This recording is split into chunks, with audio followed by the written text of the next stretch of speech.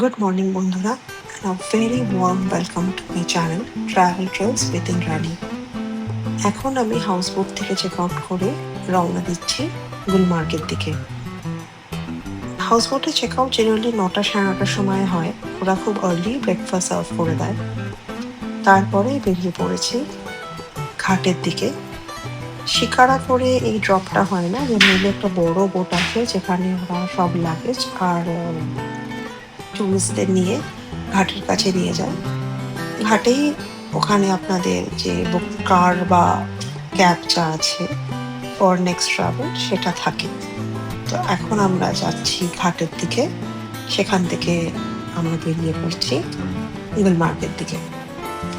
Srinagar to Gulmarg 51 kilometre, approximately 1.5 থেকে 2 ঘন্টা লাগে যেতে। আপনি চাইলে সেম ডেও একটা ট্রিপ করতে পারেন টু গুলমার্গ, কিন্তু আমি যেহেতু একটু রিল্যাক্সিং ট্রিপে বিশ্বাসী, so I have taken a night stay out there. কিন্তু হোটেলস শ্রীনগরের থেকে কস্টলি হয়, মানে Gulmarg stay is comparatively costly than Srinagar. তো আপনি চাইলে শ্রীনগরের থেকেও এই ট্রিপটা করতে পারেন।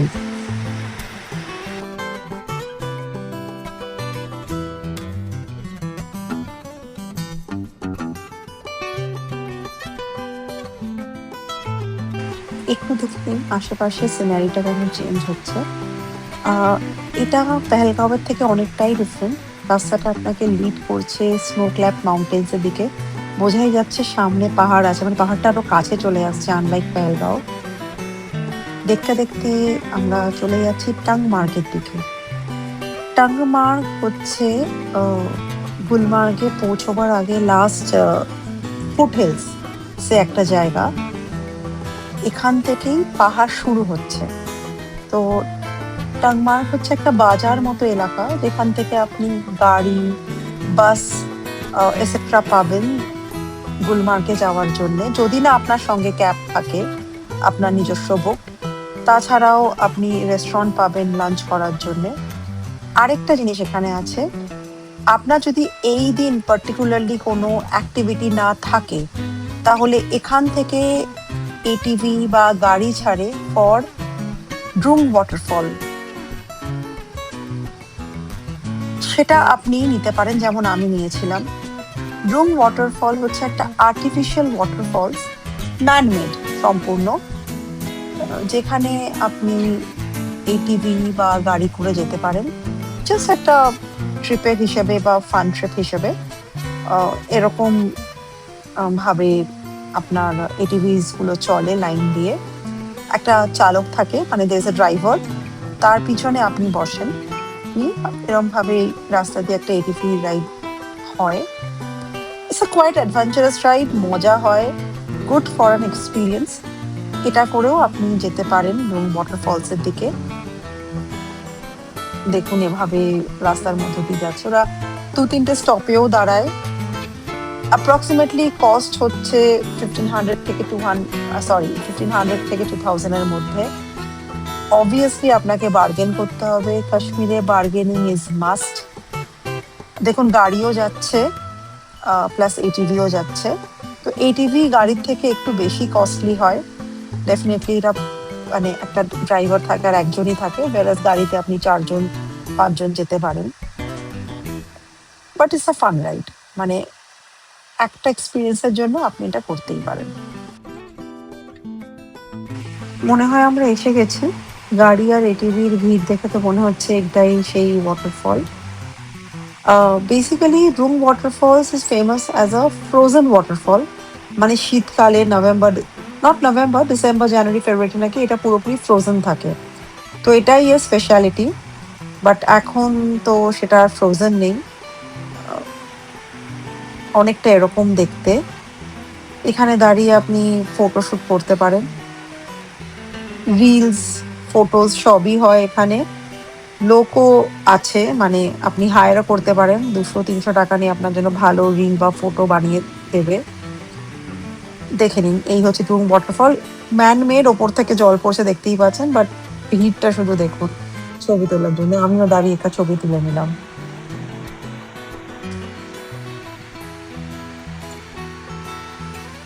তবে ওয়াটারফলের থেকেও আমি রাইডটা খুব এনজয় করেছি। It's a must. আমি ডেফিনিটলি রেকমেন্ড করব। আপনারা পারলে প্লিজ এটা নিন। খুব ভালো লেগেছে আমার এটা। মানে হট করে একটু অন্যরকম অ্যাডভেঞ্চারাস রাইড।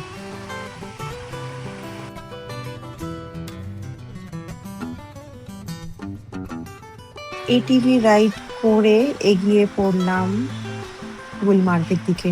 টাংমার্গ থেকে গুলমার্গ ৩০ মিনিটের রাস্তা, 13 কিলোমিটার। এটা আপনার কিন্তু অ্যাকচুয়াল পাহাড়ি রাস্তা। আশেপাশের দৃশ্যটা শুধু দেখুন। সামনে পুরো বরফের পাহাড় যেখানে আমরা যাবো আগামীকাল। সবাই নেমে ছবি তুলছে, সেলফি তুলছে। খুব সুন্দর। পৌঁছে গেছি আমাদের হোটেল রয়্যাল ক্যাসেলে। হোটেলটা গন্ডোলা পয়েন্ট থেকে খুব একটা দূরে না। দেখুন, যদি স্নোফল হয় মানে এই হোটেলটার ভিতরেও স্নোফল হয়। হয়তো কিছুদিন আগেই হয়েছে তাই সাইডে এরকম স্নো পড়ে আছে। বেশ মানে উপর থেকে একটু নিচের দিকে, তো গাড়িটা আবার মানে হোটেল গেট দিয়ে ঢুকে ঘুরে নিচের দিকে নামছে। এই হচ্ছে হোটেল বিল্ডিংটা। আমার তো বেশ ভালো লাগছে হোটেলটা দেখে বাইরে থেকে।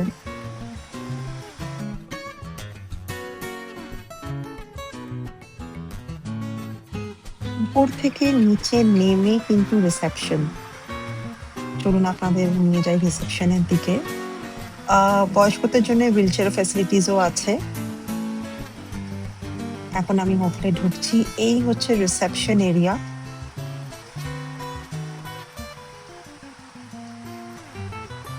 ভেতরে ইনহাউস কিছু সুভিনিয়ার শপসও আছে। এই হলো রিসেপশন। এখানে আমাদের ব্রেকফাস্ট আর ডিনার দুটো ইনক্লুডেড ছিল, তাই এগিয়ে গেলাম এখানকার ইনহাউস রেস্টুরেন্ট মেজবানের দিকে। এই হলো এখানকার ইনহাউস রেস্টুরেন্ট।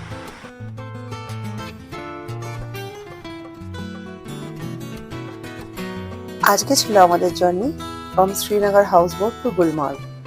সেখান থেকে আপনারা আজকে দেখলেন রুং ওয়াটারফলস ট্রিপস। বাট কালকে হচ্ছে এই ট্রিপের সব থেকে ইন্টারেস্টিং, মানে আমার জন্য অ্যাটলিস্ট সব থেকে ইম্পর্টেন্ট ট্রিপ, সেটা হলো গন্ডোলা ট্রিপ, যেটা one of the most important sight scene of Kashmir. Very excited for tomorrow. আজকের ভিডিও এই পর্যন্তই। আমার ভিডিওটি ভালো লাগলে অবশ্যই শেয়ার, সাবস্ক্রাইব আর লাইক করবেন। Thank you, good night and keep watching me. By.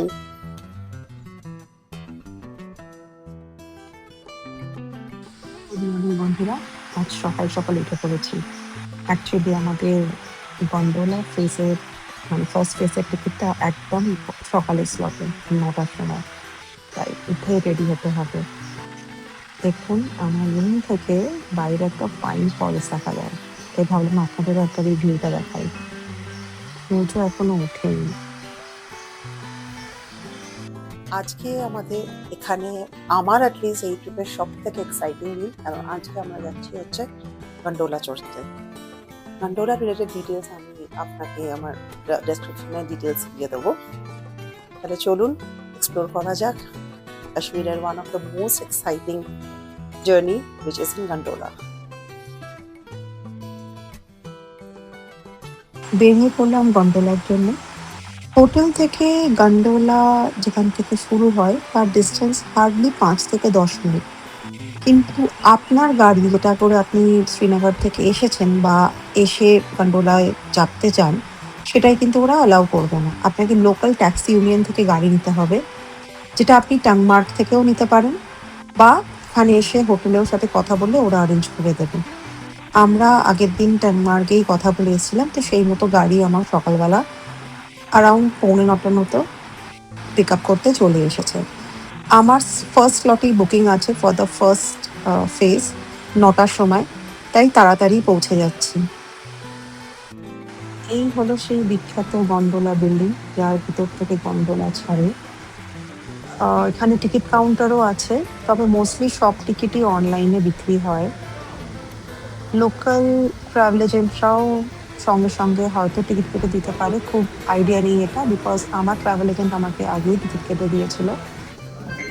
ভিতরে এভাবে দেখুন সিটিং অ্যারেঞ্জমেন্টসও আছে। এটা কিউ, ওয়েটিং কিউ, যদিও এখন একদমই বেশি কিউ নেই, সঙ্গে সঙ্গে ঢুকে গেলাম আমরা প্রায়।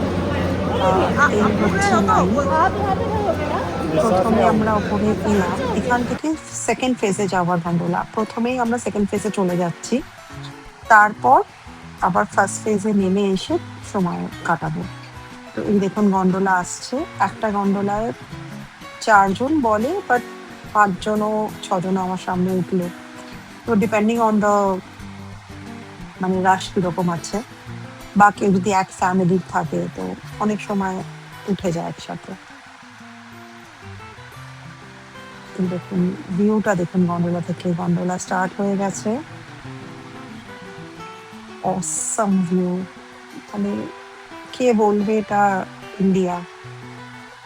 ছবি দেখে কেউ বলতে পারবে না যেটা অন্য কোনো মানে বিদেশ নয় আর কি।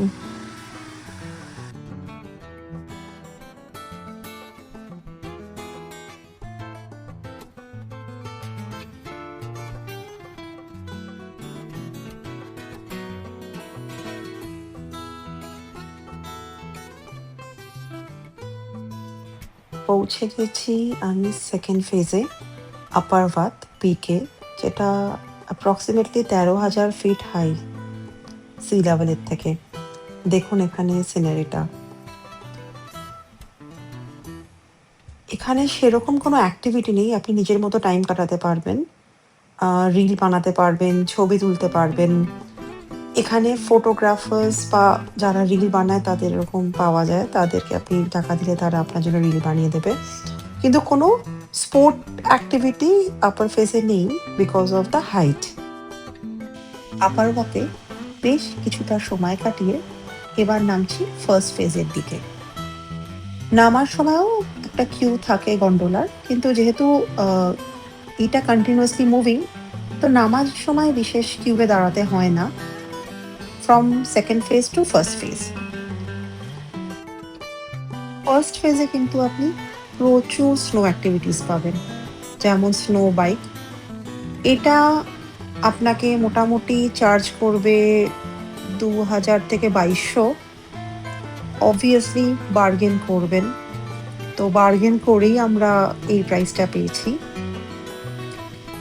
এটা ছাড়া আছে স্কিং অ্যাক্টিভিটি, এটা উইথ ট্রেনার অ্যাপ্রক্সিমেটলি 1,500 মতো নেবে। মানে উইথ ট্রেনার মানে কিছুক্ষণ আপনাকে একজন ট্রেনার ট্রেন করাবে, তারপর আপনাকে নিজেই প্র্যাকটিস করতে বলবে, মানে নিজেই চালাতে বলবে। খুব একটা হাইফাই কিছু না, বাট হ্যাঁ লোকেরা করছে, মজা, ফান অ্যাক্টিভিটি। আর আছে স্লেজিং। স্লেজিং হচ্ছে মানে একটা মানুষ আপনাকে এভাবে টেনে টেনে নিয়ে যাবে। এটা অ্যাপ্রক্সিমেটলি 800 থেকে 1,000 আপনাকে চার্জ করবে।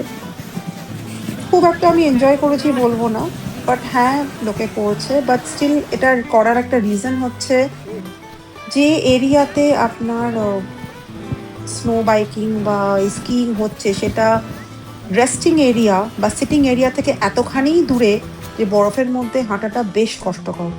তো তাই বাধ্য হয়েই লোকে এইটা নেয়, মানে টু অ্যাভয়েড দ্য ওয়াকিং, যেটা আমাদের জন্য বেশ কষ্টকর হয়।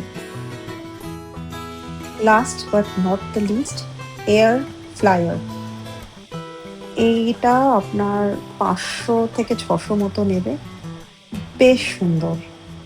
মানে ওই গন্ডোলার মতনই আপনি ভিউটা পাবেন, বাট আপনার পুরো চারদিক খোলা। দেখুন এইগুলোকে বলা হচ্ছে দ্য ফ্লায়ার্স। তো এটাও আপনি নিতে পারেন, আবার আপনি ফার্স্ট ফেজ থেকে সেকেন্ড ফেজ অবধি নিয়ে গিয়ে আপনাকে একেবারে ঘুরিয়ে আনবে। সব অ্যাক্টিভিটিস করতে করতে আপনার আরামসে 3-3.5 ঘন্টা কেটে যাবে। তো আমরাও সব কিছু করে নিচে নামলাম। এবার দেখুন আপনি নিচে ভিড়টা। আমরা বেরিয়ে এসেছি, কিন্তু এটা হচ্ছে ঢোকার জন্য ভিড়। জাস্ট সি, সকালবেলা এটা যতখানি খালি ছিল, এখন আপনি লাইন দেখুন। এই লাইন সোজা কোথায় গেছে? এখন বাজে হচ্ছে দুপুর 1:30। এই লাইন গিয়ে শেষ হয়েছে কখন ওরা উঠবে, সব অ্যাক্টিভিটিস করে এদের নামতে নামতে তো 3টে 3:30 বেজেই যাবে। 3টেতে হচ্ছে last time to come down. ভিড়টা শুধু দেখুন। প্রচুর ছবি আর অনেক মেমোরিজ নিয়ে এখন গুলমার্গ থেকে আমার শ্রীনগর যাওয়ার পালা। সকালে আমরা হোটেল চেক আউট করেই বেরিয়েছিলাম, তাই গন্ডোলা থেকে স্ট্রেট এখন শ্রীনগরের দিকে। কালকে আবার আপনাদের নিয়ে যাব আরেকটা সুন্দর জায়গায়, সোনমার্গে। আজকের ভিডিও এই পর্যন্তই। আমার ব্লগটি ভালো লাগলে অবশ্যই লাইক, সাবস্ক্রাইব অ্যান্ড শেয়ার করবেন। Bye bye and see you soon.